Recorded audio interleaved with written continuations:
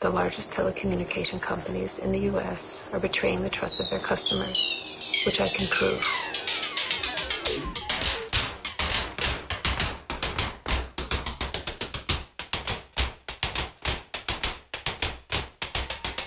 Maggan, the greatest weapon for oppression in the history of man.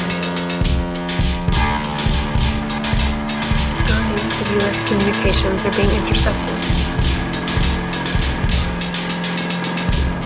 But believe me when I say that the surveillance we live under is the highest privilege compared to how we treat the rest of the world. This I can also prove. And metadata in aggregate is content. It tells a story about you, which is made up of facts, but is not necessarily true. So for example, just because you were on the corner and all those data points point to it, it doesn't mean you committed the crime. So it's important to note that if someone has a perception of you having done a thing, it will now follow you for the rest of your life. Fingerprints and retinal scans and photographs, that is what is going to happen to people in the future when they resist policy changes and when they try to protest in a totally constitutionally protected way.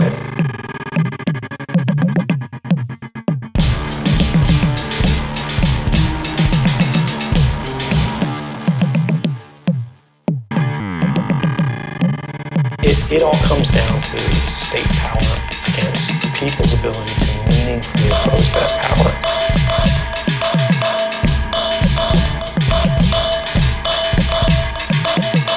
Which I also learned at NSA, we could watch drone videos from our desktops.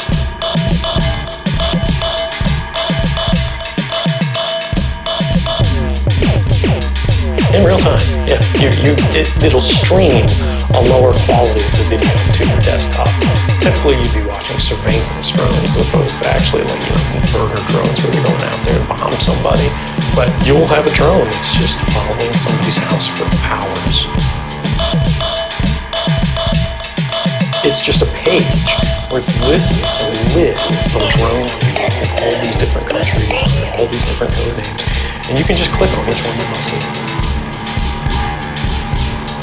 All of these new VoIP phones, they have little computers in them, and you can hotline these over the network all the time, even when your receiver's down. So, as long as it's plugged in, I can be listening on.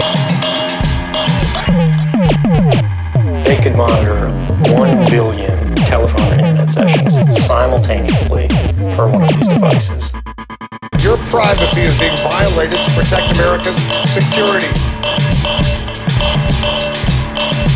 Blanket access to millions of Verizon customers' records on a daily basis. The Patriot Act, enacted in the wake of 9/11, was a law that allowed the government very broad powers to get records about people with a lower level of suspicion and probable cause than traditional standards. So it's always been assumed that under the Patriot Act, if the government had even any suspicion that you were involved in a crime or terrorism, they could get a lot of information about you.